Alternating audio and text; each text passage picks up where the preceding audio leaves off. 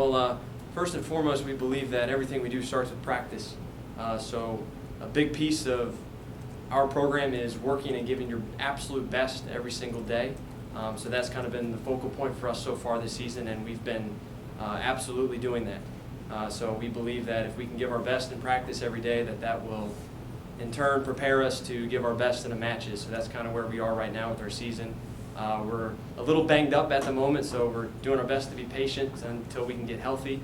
But I really believe we're right now just setting ourselves up to really make a run here going forward.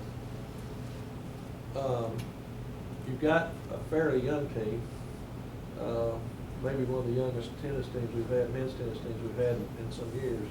But you got Tremayne coming back. And what are you looking for as far as your leadership on the team?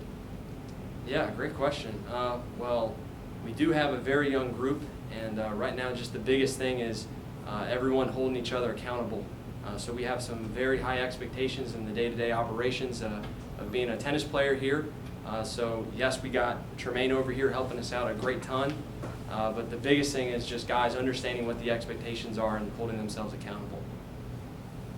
You were picked at the top of the league by the other coaches. Did that come as a surprise or a shock? Not so much as a shock. We definitely have a very talented group. And last year we had 4 freshmen, and now they've progressed and upgraded themselves to 4 sophomores. And they've really got a tremendous amount of experience in that first year. So with that experience and with buying into the culture of our program here, absolutely. I mean, I believe that we deserve to be at the top there.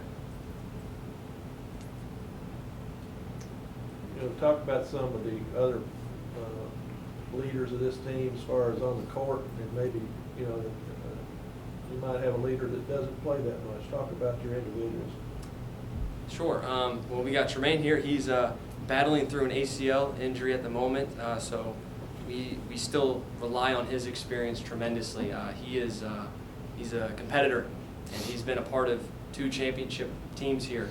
So we have been using him kind of as a student assistant coach, and he brings such a great perspective with that. He's a competitor, but he's also an easygoing and fun guy to be around. So he's able to reach out to some guys that the head coach might have a little bit tougher time getting through to.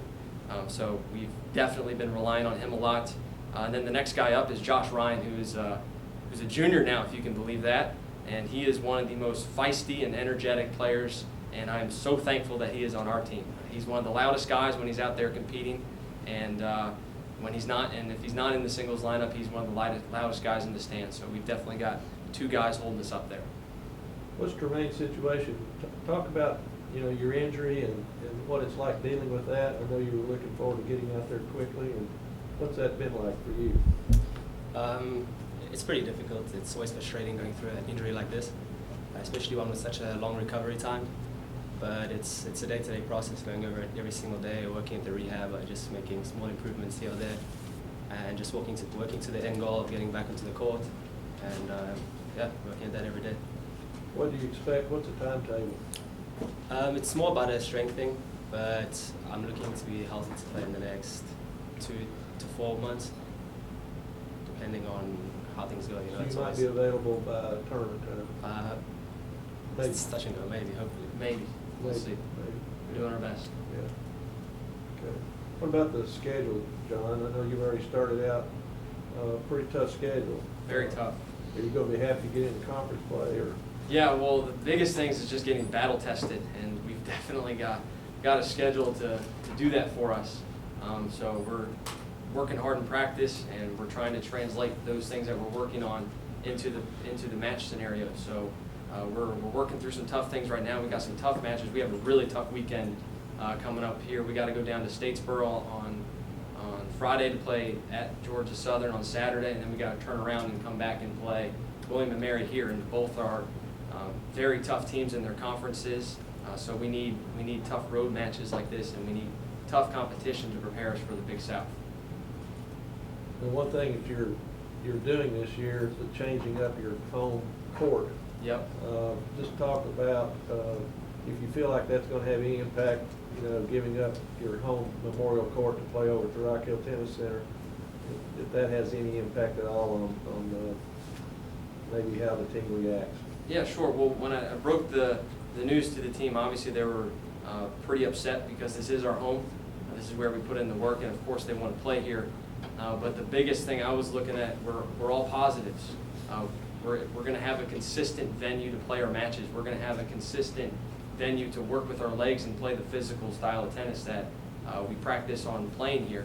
And then the next thing, that venue at the Rock Hill Tennis Center is very intimate when you're on court. The distance between court 5 and court 6 here at Winthrop is very far away, and the energy can kind of get distorted and lost. So I'm very excited to see how energetic and how loud and how amped we can get in this closer facility at Rock Hill. How often do y'all get to practice over there? It's touch and go. So far we've been able to work with what we got here at Winthrop, but we'll definitely have to get some time in over there to prepare us.